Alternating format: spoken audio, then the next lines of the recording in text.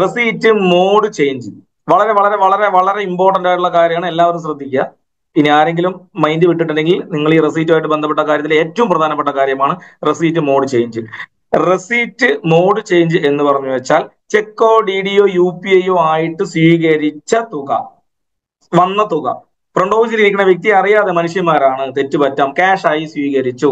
അത്തരത്തിലുള്ള കേസിൽ receipt cancel ചെയ്യേണ്ട ആവശ്യമില്ല. റെസീറ്റ് മോഡ് ചേഞ്ച് എന്ന ഓപ്ഷൻ വഴി നമുക്ക് എന്ത് ചെയ്യാൻ കഴിയും? റെസീറ്റിന്റെ മോഡ് ക്യാഷിൽ നിന്നും ചെക്കാണെങ്കിൽ ചെക്കിലേക്കോ മറ്റു ഇൻസ്ട്രുമെന്റിലേക്കോ മാറ്റാനുള്ള സംവിധാനമുണ്ട്. അതിനുവേണ്ടി നമുക്ക് ഈ റെസീറ്റ് ക്യാൻസൽ ചെയ്യേണ്ട ആവശ്യമില്ല. ഇതാണ് റെസീറ്റ് മോഡ് ചേഞ്ച്. ക്ലിയർ ആണെന്ന് വിചാരിക്കുന്നു. സർവീസസിൽ ഫിനാൻസ് മാനേജ്മെന്റിൽ റെസീറ്റ് മോഡ് ചേഞ്ച് എന്ന ഓപ്ഷൻ വഴി നമുക്ക് എന്ത് ചെയ്യാൻ കഴിയും? ആ റെസീറ്റിന്റെ മോഡ് ചേഞ്ച് ചെയ്യാം. ഏത് സാഹചര്യത്തിലാണ്? നമ്മൾ ചെക്കായിട്ടോ UPI ആയിട്ടോ വന്ന തുക അറിയാതെ ഫ്രണ്ട് ഓഫീസിൽ ഇരിക്കുന്ന വ്യക്തി ക്യാഷ് ആയി സ്വീകരിച്ചാൽ അത് ഡേ ബുക്കെന്നോ ചിട്ടയെന്നോ അതിന്റെ വൗച്ചർ നമ്പർ എടുത്തിട്ട് സെർച്ച് ചെയ്തിട്ട് നമുക്ക് എന്ത് ചെയ്യാൻ കഴിയും? ഇവിടെ നിന്ന് നേരെ കൺവേർട്ട് ചെയ്യാൻ കഴിയും. തിരിച്ച് ഏത് മോഡാണെന്നുള്ളത് ജസ്റ്റ് ഫ്രണ്ട് ഓഫീസിലെ പോലെ തന്നെ ആ മോഡ് മാറ്റി കൊടുത്ത് ചെയ്യാൻ കഴിയും. ഇനി ചെക്കായി സ്വീകരിച്ച് നമ്മൾ എന്ത് ചെയ്തു? ക്യാഷായി സ്വീകരിച്ചു, അല്ലെ? ക്യാഷ് ആയിട്ട് വന്ന തുക നമ്മൾ ചെക്കായിട്ട് മാറ്റണം എന്ന് പറയരുത്. അത്തരത്തിലുള്ള ഒരു സംവിധാനം നമ്മളെ സോഫ്റ്റ്വെയറിൽ ഇല്ല. ഒരിക്കലും നമ്മൾ ക്യാഷ് ആയിട്ട് വന്ന തുക ചെക്കോ UPI-യോ രേഖപ്പെടുത്തില്ല. അതിന് കാരണം എന്താണ്? അതിന്റെ ചെക്കിന്റെ നമ്പർ, ചെക്കിന്റെ ഡേറ്റ്, കാര്യങ്ങളെല്ലാം കൊടുക്കണം. നമ്മൾ എയറിൽ നിന്ന് ഒരിക്കലും നമുക്ക് ആ കാര്യങ്ങൾ കൊടുക്കാൻ കഴിയില്ല. ഒരിക്കലും അത്തരത്തിൽ റിവേഴ്സ് ആയിട്ടുള്ള രീതിയിലുള്ള റെസീറ്റ് മോഡ് ചേഞ്ച് ആവശ്യമില്ല. ക്ലിയർ ആണെന്ന് വിചാരിക്കുന്നു. ചെക്കോ UPI-യോ മറ്റ് ഇൻസ്ട്രുമെന്റിൽ വന്ന തുക അറിയാതെ ഫ്രണ്ട് ഓഫീസിൽ ഇരിക്കുന്ന വ്യക്തി ക്യാഷ് ആയി സ്വീകരിച്ചാൽ റെസീറ്റ് മോഡ് ചേഞ്ച് എന്ന ഓപ്ഷൻ വഴി നമുക്ക് അത് ക്ലിയർ ചെയ്യാൻ കഴിയും. പ്രധാനപ്പെട്ട അടിവരയിട്ട് പറയാനുള്ള കാര്യം, കൗണ്ടർ ക്ലോസ് ചെയ്യുന്നതിന് മുൻപ് മാത്രം ഇത് ചെയ്യാൻ കഴിയുള്ളൂ.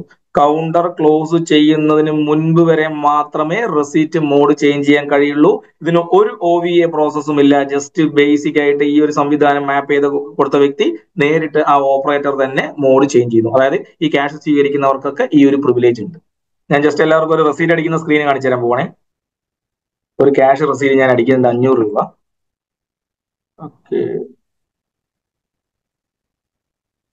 ഓക്കെ, റെസീറ്റ് സേവ് ആയിട്ടുണ്ട്.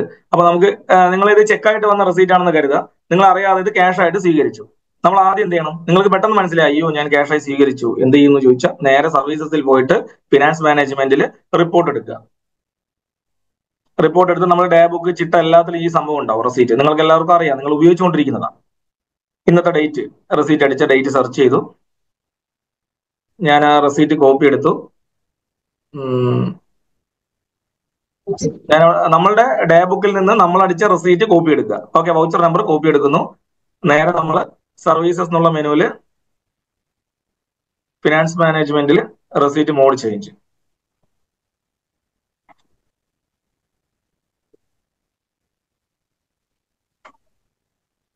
പേസ്റ്റ് ചെയ്യുന്നു, സെർച്ച് ചെയ്യുന്നു. ക്ലിയർ ആണെന്ന് വിചാരിക്കുന്നു. നേരത്തെ ചോദിച്ച മാഡത്തിന് വേണ്ടി പറയാണ്, നമ്മൾ ചെക്കായിട്ടൊരു റെസീറ്റ് ഫ്രണ്ട് ഓഫീസിൽ വന്നു, അത് അറിയാതെ ക്യാഷ് ആയി സ്വീകരിച്ചു. അപ്പൊ നമുക്ക് പെട്ടെന്ന് അടിച്ചു കഴിഞ്ഞപ്പോഴാണ് മനസ്സിലായി, അയ്യോ ഇത് ചെക്കാണെന്ന്. നേരെ എന്ത് ചെയ്യുന്നു? ഡേ ബുക്കിലോ ചിട്ടയിലോ പോയിട്ട് ആ റെസീറ്റ് വൗച്ചർ നമ്പർ, അതായത് റെസീറ്റ് നമ്പർ കോപ്പി ചെയ്യുന്നു. സർവീസസിൽ ഫിനാൻസ് മാനേജ്മെന്റിൽ റെസീറ്റ് മോഡ് ചേഞ്ച് എന്ന ഓപ്ഷൻ വഴി ആ വൗച്ചർ നമ്പർ അടിച്ച് സെർച്ച് ചെയ്യുന്നു. ആ എഡിറ്റ് ബട്ടൺ ക്ലിക്ക് ചെയ്യുന്നു. കണ്ടോ? ഇനി എവിടേക്ക് വേണമെങ്കിലും മാറ്റാം. ഏത് ബാങ്കിലേക്കാണ് ഇട്ടത് ആ ഡീറ്റെയിൽസ് കാര്യങ്ങളൊക്കെ ഇവിടെ നമുക്ക് കൊടുക്കാൻ കഴിയും.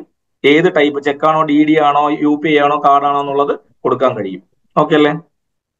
ചെക്ക്, ആ ഇൻസ്ട്രുമെന്റ് നമ്പർ അടിച്ചു കൊടുക്കുന്നു, ഡേറ്റ് അടിച്ചു കൊടുക്കുന്നു, സേവ് ചെയ്യുന്നു, ആഡ് ചെയ്യുന്നു, സേവ് ചെയ്യുന്നു. ഓക്കെ, നമുക്ക് എന്ത് സംഭവിച്ചു നമുക്ക് നോക്കാം. ജസ്റ്റ് ഇന്നത്തെ ഡേ ബുക്ക് എടുത്ത് നോക്കാം.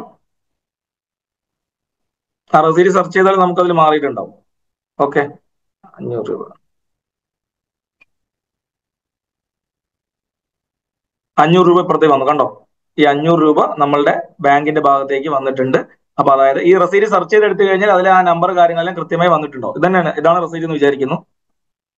ജസ്റ്റ് ആ റെസീറ്റ് സെർച്ച് സ്ക്രീനിൽ എടുത്ത് നോക്കിയാൽ കാണാൻ കഴിയും. സർവീസസിൽ ഫിനാൻസ് മാനേജ്മെന്റിൽ സെർച്ച്, റെസീറ്റ് സെർച്ച്. ഓക്കെ, ഞാൻ വോച്ചർ നമ്പർ കൊടുക്കുന്നു, സെർച്ച് ചെയ്യുന്നു. നമുക്ക് ആ റെസീറ്റ് ഒന്ന് എടുത്ത് നോക്കിയാൽ ദൈവം സഹായിച്ച് വരണേ എന്ന് പ്രാർത്ഥനയുണ്ട്. നോക്കട്ടെ. ഓക്കെ, കണ്ടല്ലോ. നേരത്തെ നമ്മൾ ക്യാഷ് ആക്കി എടുത്ത റെസീറ്റ് നമ്മൾ തിരിച്ച് മോഡ് ചേഞ്ച് ചെയ്ത് ചെക്കാക്കി ആ റെസീറ്റ് നമുക്ക് കൃത്യമായിട്ട് കിട്ടി. ആ പാർട്ടിക്ക് ലൈവായിട്ട് അവിടെ തന്നെ നമുക്ക് ഈ റെസീറ്റ് കൊടുക്കാം. ഓക്കെ.